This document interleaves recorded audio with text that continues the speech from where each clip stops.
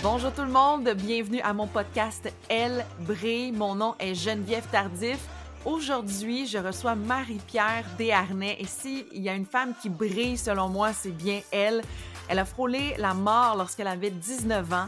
Elle a miraculeusement survécu au tsunami de 2004 en Thaïlande et depuis, elle carbure au défi et a découvert une nouvelle passion qui est l'alpinisme.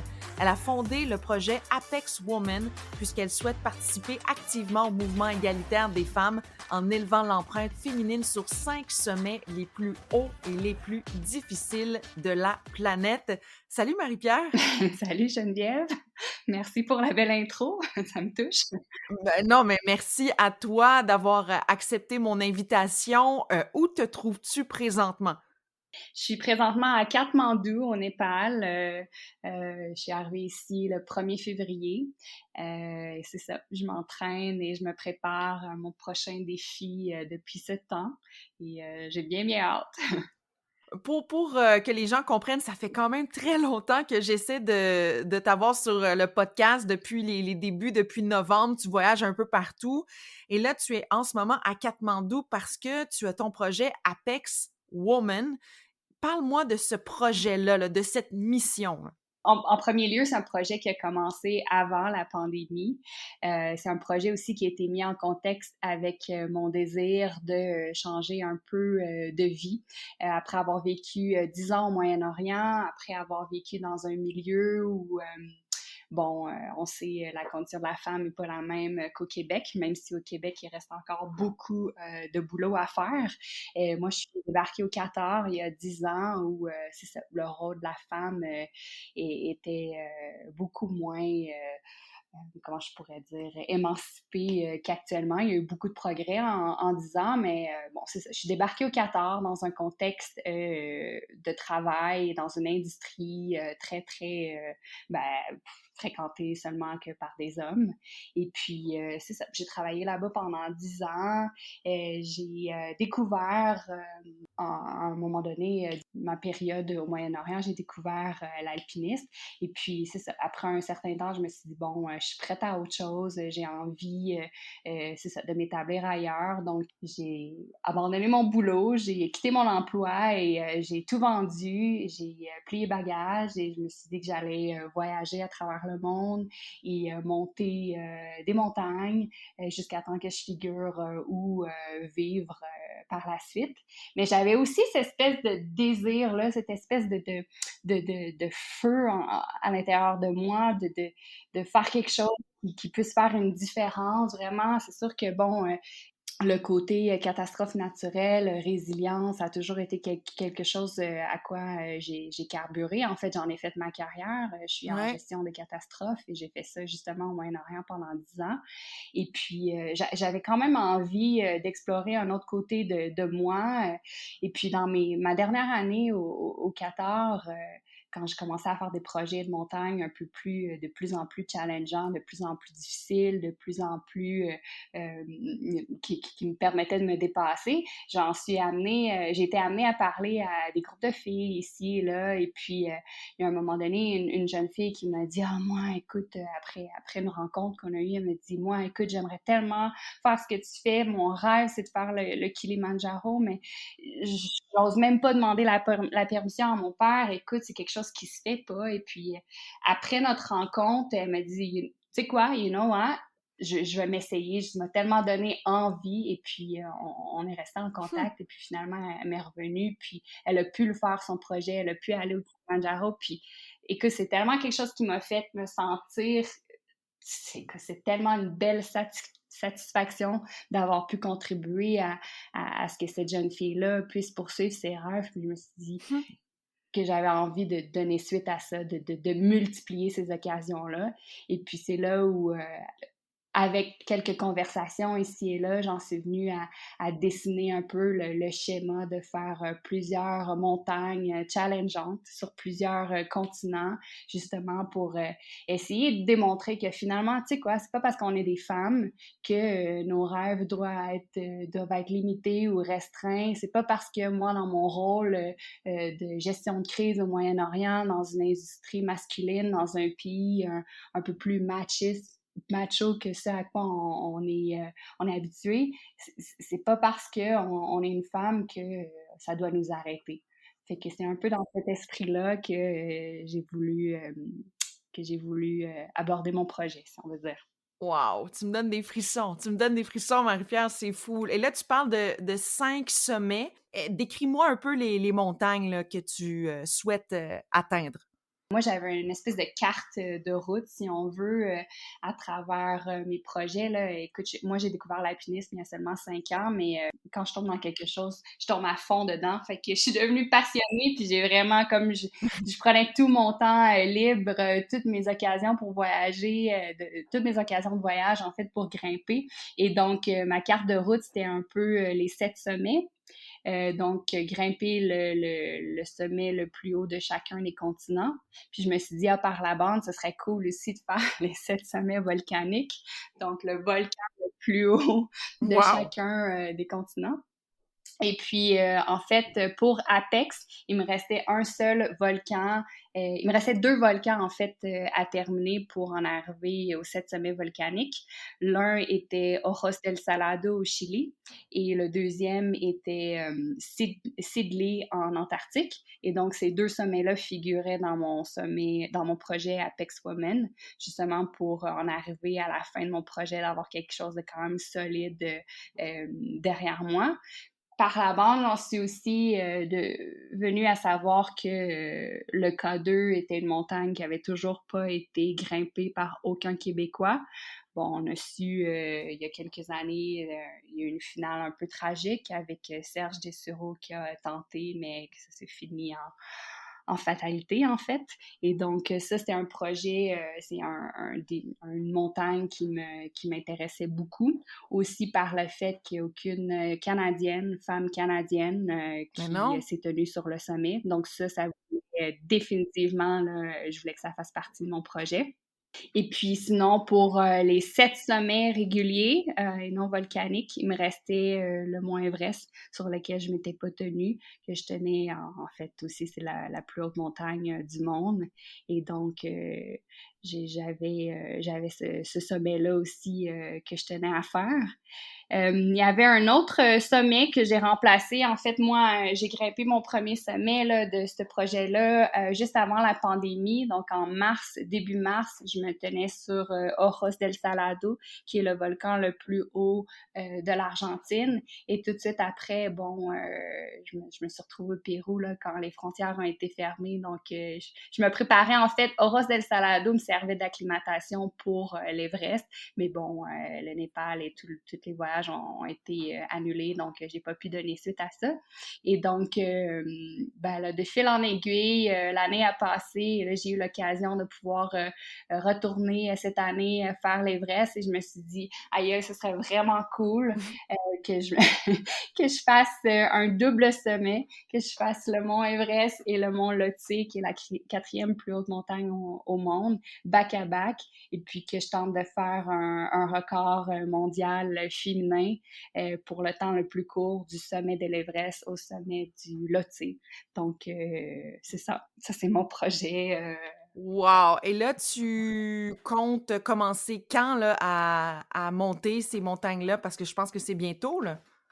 Donc, c'est ça. Everest et Lhotse, on part le 6 avril pour le trek. Donc, on va faire un trek d'environ 10 jours pour se rendre au camp de base, pour monter progressivement, là, pour s'acclimater à l'altitude. On devrait arriver vers le camp de base autour du 15 avril.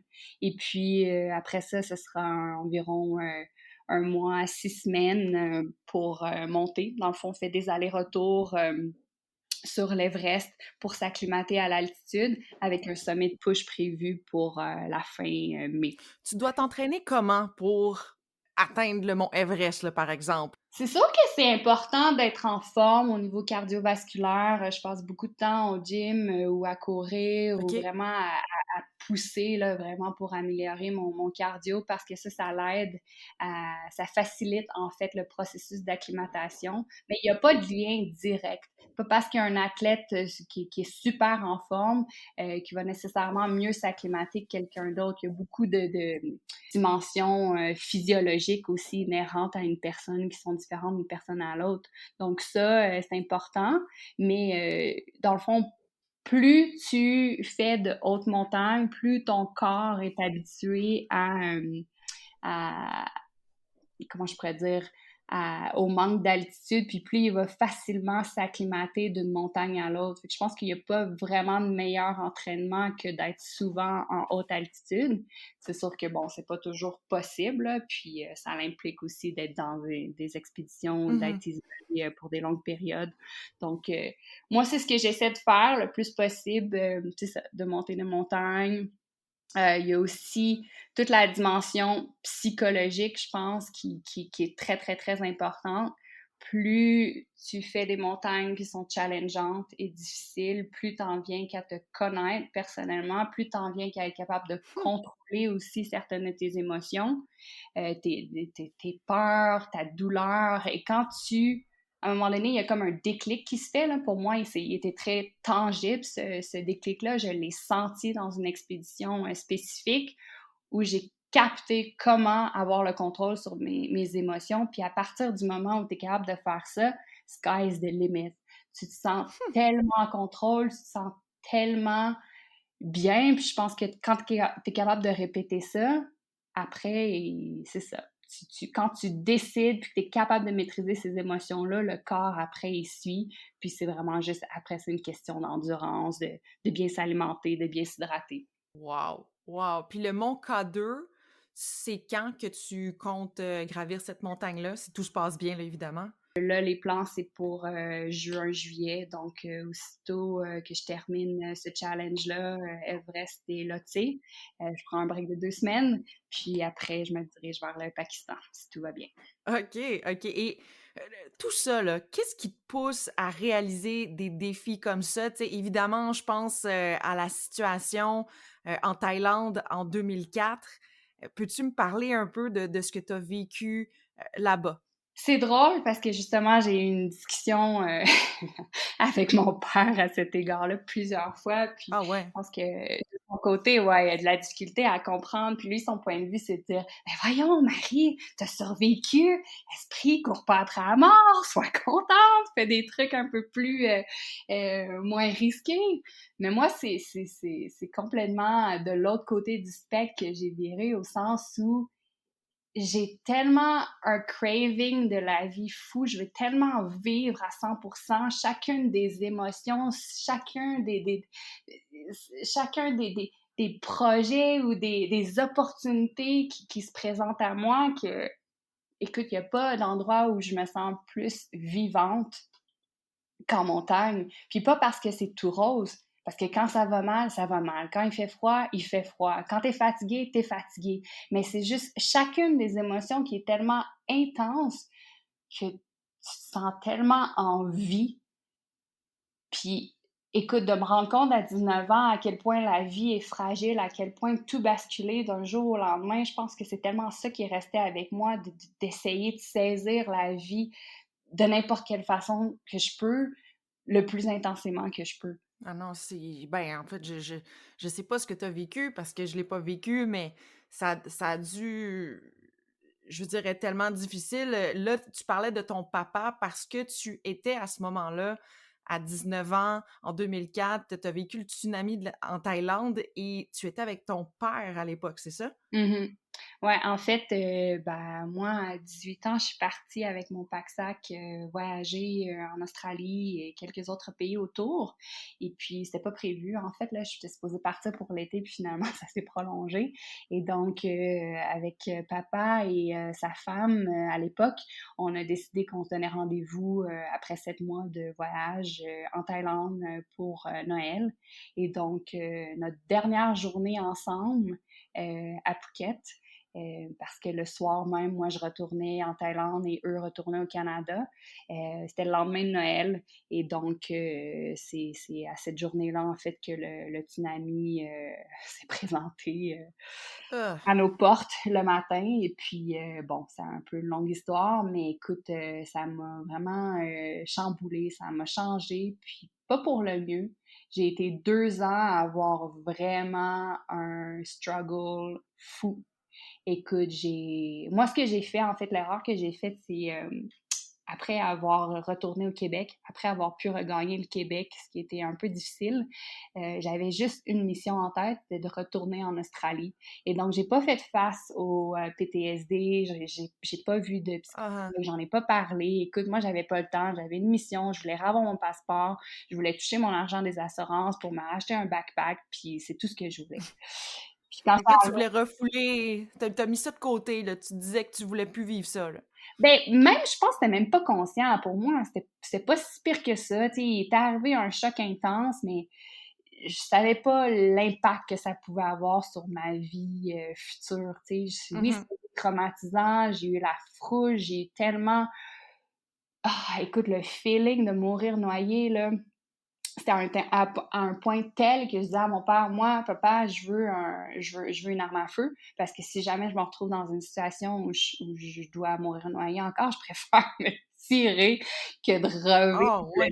le feeling incroyable d'avoir le chest qui compresse au point. Écoute, moi, c'était fou, j'ai vu le fil de ma vie défiler avec des flashs, des images, et puis c'est un feeling tellement atroce. Je me disais, je veux plus jamais revivre ça, tu sais. Fait qu'en tout cas, bref, j'ai tout refoulé ça sans savoir que je faisais ça. Et puis c'est revenu, mais en force, en force. Puis je me suis dit, OK, je vais prendre le taureau par les cornes. Je vais m'exiler sur l'île la plus petite aux îles Fidji pendant 3 semaines. Je vais aller dans un bungalow qui est tellement sur le bord de la plage que les vagues ils venaient capoter dessus la nuit. Écoute, ça m'a retraumatisé davantage. Je suis débarquée au Québec 6 mois plus tard en loc. Ça allait vraiment pas mon affaire. Et puis, ça m'a pris 2 ans de thérapie à m'en remettre. J'avais ce qu'on appelle le syndrome du guilt, de la culpabilité du survivant. En fait, c'est que OK. j'arrivais pas à me sentir chanceuse d'avoir survécu. J'en voulais à la vie, j'en voulais au monde entier de m'avoir fait connaître autant de détresse, autant de peine, autant de douleur. Puis je portais le poids du monde sur mes épaules. C'est comme si j'arrivais pas à trouver quelque chose qui vaille la peine que j'aille survécu, ma vie avait pas de sens. Puis j'ai cherché, écoute, j'étais en communication à l'université, puis je trouvais ça donc con d'écrire des communiqués de presse, d'essayer de faire d'essayer de faire que des organisations paraissent bonnes puis Ouais, qui ouais, agissent ouais. bien quand ils détruisent l'environnement, des trucs comme ça. J'étais pas bien. Jusqu'à temps qu'un jour, je découvre un cours en gestion des risques naturels. Là, je me suis dit, oh my God, c'est ma voie. Faut que, non seulement que j'étudie là-dedans, mais il faut que j'aide le monde à être plus résilient, que j'aide les personnes à être plus résilients face aux risques naturels. Puis, à partir du moment où j'ai eu ce déclic-là, puis j'ai décidé de faire de ce métier-là ma carrière, c'est comme si tout faisait du sens, que j'avais un but, un purpose à poursuivre, puis je me suis mis à mieux aller par la suite, puis j'ai juste poussé à fond là-dedans, puis ce qui a vraiment donné un sens à ma vie par la suite, je te dirais. Euh, Parle-moi des montagnes. Tu sais, je lisais sur ton Instagram, tu es d'ailleurs très présente, tes photos sont magnifiques. Tu dis que les montagnes sont un miroir de l'âme. Parle-moi un peu de ça. Explique-moi pourquoi tu dis ça. Parce que si tu essaies de prétendre ou de te mentir à toi-même ou de mentir à quelqu'un dans un environnement comme ça, ça marche juste pas. Les montagnes ont le don de faire en sorte de te faire refléter ou de te faire sortir de toi les émotions auxquelles tu Mhm. t'attends le moins parce que c'est vrai, parce que c'est authentique, parce qu'il n'y a pas de game, puis que les rapports sociaux sont les plus comment je pourrais dire, les plus raw, les plus naturels. Tu as beau essayer de faker quelque part sur une montagne pendant quelques temps, mais ça peut pas durer. T'es tellement mis, tes limites sont tellement testées de tout bord, tout côté, qu'au final, tu finis par te révéler, que tu le veuilles ou non. Puis ça, c'est beau parce que ça te permet de grandir. Tu sais, dans la vie de tous les jours, en société, ici, on est tout le temps occupé avec des niaiseries ou des choses importantes, mais si on veut pas se retrouver seul avec soi-même, on se met un Netflix. Mais en montagne, il n'y a pas ça. T'es vraiment avec toi-même. Puis, OK, tu peux être occupé à jouer aux cartes avec des amis qui partagent l'expédition avec toi, mais il y a des longs moments, des longues séquences où c'est juste toi, ta respiration, un pas devant l'autre, à essayer d'atteindre un défi pour lequel ça prend de 6 à 8 semaines. À un moment donné, l'introspection, elle vient que tu le veuilles ou que tu ne veuilles pas. Puis c'est tellement tangible entre le moment où tu pars pour l'expédition puis le moment où tu finis, le chemin que tu as fait, tu peux quasiment le toucher, le voir, les apprentissages, les choses que tu apprends sur toi-même. Écoute, pour moi, il n'y a pas plus belle aventure. Parce qu'au final, oui, c'est beau le sommet, c'est le fun, mais ce qui reste, c'est vraiment ça, le journey, l'aventure au complet. En fait, je pense que c'est ça qui m'attire autant. Il n'y a pas de processus de transformation plus rapide, plus intense que j'ai trouvé à date dans ma vie que d'être en expédition sur un sommet challengeant comme ça. Marie-Pierre, tu me donnes envie de gravir des montagnes avec toi. T'es vraiment, vraiment très impressionnante. Et là, tu t'en vas dans ta belle aventure pour ton projet Apex Women très bientôt. Fais attention à toi, s'il te plaît, comme ton papa il te dit. Merci. Écoute, comme je dis à tout le monde, écoute, l'alpinisme, oui, c'est un sport, mais c'est aussi un processus de gestion des risques à tout moment, à chaque minute. Et j'en ai fait mon métier, la gestion des risques, fait que ça me connaît bien. C'est bon, ça. Alors, je te souhaite bonne chance pour l'ascension. C'est bientôt, puis on va te suivre sur les réseaux sociaux. Merci beaucoup, Marie-Pierre. Je te remercie, Geneviève. Bye-bye. Bye. Wow! Je pense que c'est le mot de cette entrevue avec Marie-Pierre Desharnais. Je ne sais pas si vous avez compté combien de fois j'ai dit « wow » dans cette entrevue, mais je pense que ça dépasse 10. J'étais vraiment impressionnée, je le suis encore, et bonne chance à Marie-Pierre qui débute son ascension aujourd'hui, le 6 avril. Vraiment, je lui souhaite bonne chance et j'ai très hâte de la suivre sur ses réseaux sociaux. La semaine prochaine, on va jaser de soccer avec la seule agente canadienne de soccer, seule femme qui est agente dans le monde du soccer au pays. C'est un rendez-vous à mardi prochain. Bye tout le monde!